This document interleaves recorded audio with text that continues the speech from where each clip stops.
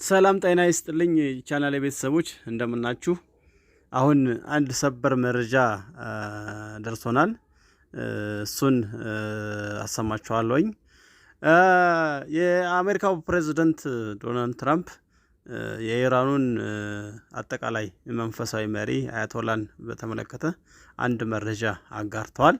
ይህም መረጃ አያቶላ የት እንደተደበቁ በትክክል እናውቃለን። ነገር ግን ምንም አይነት እርምጃ መውሰድ አንፈልግም፣ እሳቸውን መግደል አንፈልግም። ሆኖም ግን የት እንደተደበቁ ደህንነታቸው የተጠበቀ ቦታ እንዳለ በትክክልም የት እንዳሉ እናውቃለን። ይሄንን ማረጋገጫ አለን ብሏል። አያቶላህ ካሚኒ በእስራኤል አጠቃላይ የግድያ እቅድ ውስጥ የነበሩ የኢራን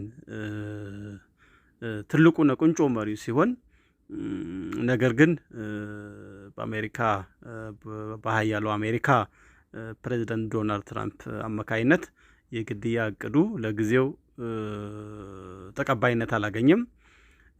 ዛሬ ዶናልድ ትራምፕ ያሰራጩት መረጃ ግን እጅግ አነጋጋሪ ነው። ይህ ምንድነው? አያቶላህ በትክክል የት እንዳሉ በአሁኑ ሰዓት እናውቃለን።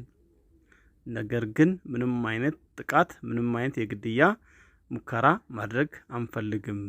ሆኖም ግን ትዕግስታችን እያለቀ ነው የሚል መልእክት አሁን ትሩዝ በሚባለው ሶሻል ሚዲያ አካውንታቸው ላይ ኦፊሻል አካውንታቸው ላይ ይህን መልእክት አስፍረዋል።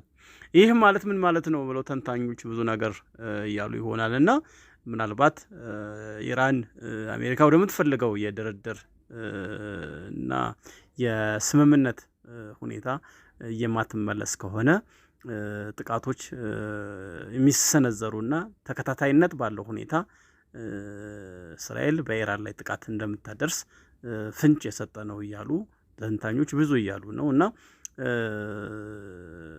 ወቅታዊውን እና እጅግ ዓለምን እያነጋገረ ያለውን የመካከለኛው ምስራቅ ቀውስ በእስራኤል እና በኢራን ያለውን ወቅታዊ መረጃ እየተከታተልን እናቀርብላችኋለን። መረጃውን ሼር፣ ላይክ፣ ኮሜንት በማድረግ አድርሱልን።